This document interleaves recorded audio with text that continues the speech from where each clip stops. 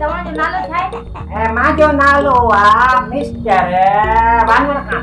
Mister वांगण खान? इहो कहिड़ो नालो आहे? अबा मुंहिंजे अपे रखियो आहे न, तोखे कोई तकलीफ़ आहे? ना बाबा, मूंखे तकलीफ़ न आहे।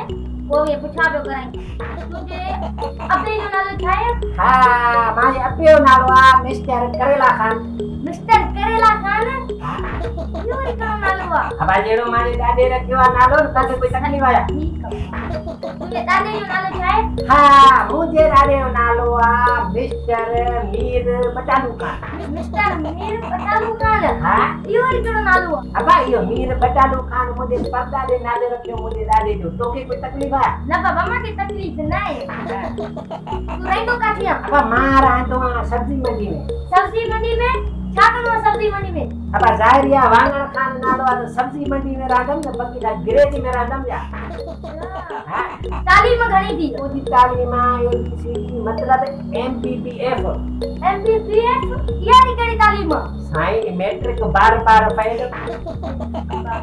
चलो भला इहो सवाल ॿुधायो त पाकिस्तान जा सूबा घणा आहिनि? पाकिस्तान जा सूबा अलाए घणा सूबा अथसि, 1 2 3 4 हा 37 सूबा अथसि। 37?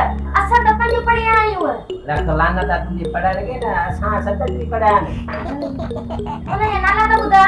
नाला ॿुधाईंदो। हिकिड़ो साईं सूबो पिताबी, ॿियो सूबो जकराणी, चोथों सूबो खखराणी, पंजो सूबो लोअर, टियों सूबो ॿार, सतों सूबो जेको आहे बिरोई। बस बाबा बस, इहे हज़ारे सूबा थी वेंदा। ज़ाहिर आहे तूं सूबा थो पुछां।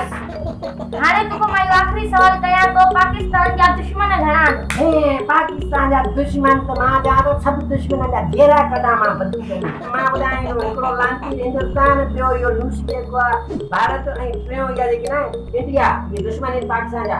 अच्छा, इहो वरी हेॾी कोई न ठही? हिकु ई ट्रेन छो हिकु ई ट्रेन? हिंदुस्तान ऐं भारत पाण में भेण भाउ आहिनि, ऐं इंडिया जी सॻी भेण आहे। बस बाबा बस, असां हलूं था नाज़रीन, असांखे घर में सौदो वठणो आहे। अरे सौदो वठणो आहे पोइ असां अरे पैसा यारी वरितो थी एॾो सारो, मां पैसा ॾिनो न।